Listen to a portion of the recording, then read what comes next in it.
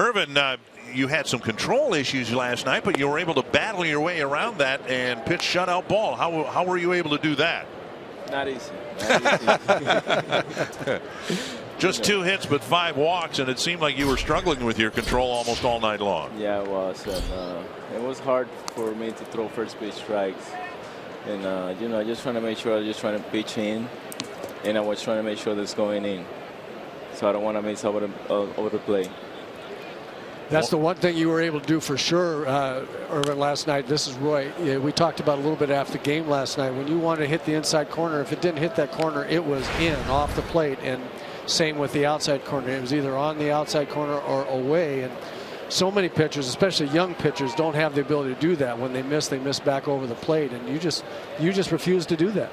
Yeah, just trying to do it that way, because it's easy to throw over the middle, but it's hard to locate the corners.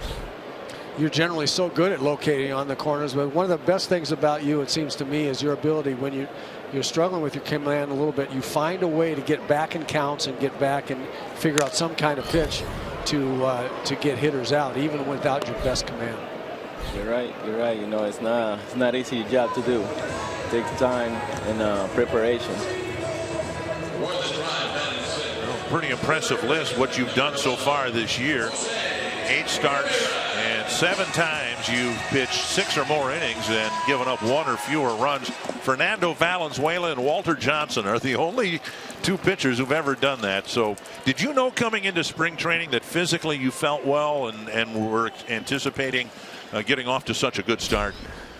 Not anticipation about the good start, but no, I feel healthy and ready to go.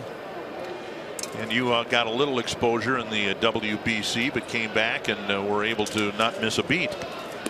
I know, and it was a good experience. It was a good experience in the WBC, and then I just came back to spring training and trying to be the same, trying to do nothing different.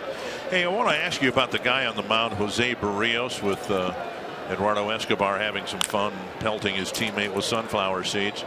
But we made the comment last night that Jose Barrios has got all the talent in the world, and he could learn a lot from watching someone like you, how you go about your start, what you do between starts. Do you enjoy perhaps being that role of a mentor or a teacher to someone like Barrios?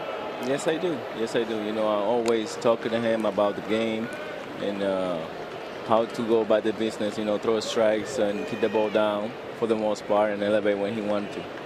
How good can he be? He will be tremendous.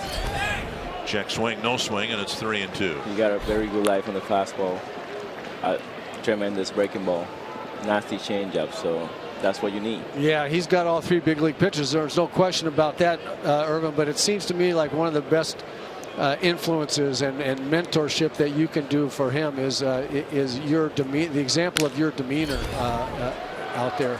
As Brian Dozier makes a really nice play to his left, but just for him to be able to watch you and learn from you about how you stay on an even keel, how you don't get too excitable and keep within yourself. It just seems to me that if he learns that from you, that stuff is going to be some kind of good. Yes, and especially like last night after the game, he asked me a couple questions about the guys over there, and I just told him, hey, you need to do this and that, and then he's doing it so far. Everything's good. Yep. Showed Santana starts going back to the middle of last year. Pitch fouled back after a couple of weak ground balls to the right side.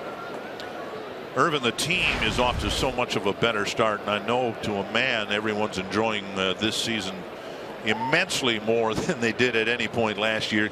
Can this team, in your mind, keep this up and play this type of baseball all year long? Why not? Everybody else doing it. Why cannot we do it? Why not? We have the ability, we have the talent, we have power guys, so why not? I can't answer that question at all. I think you're right, rhetorical or otherwise.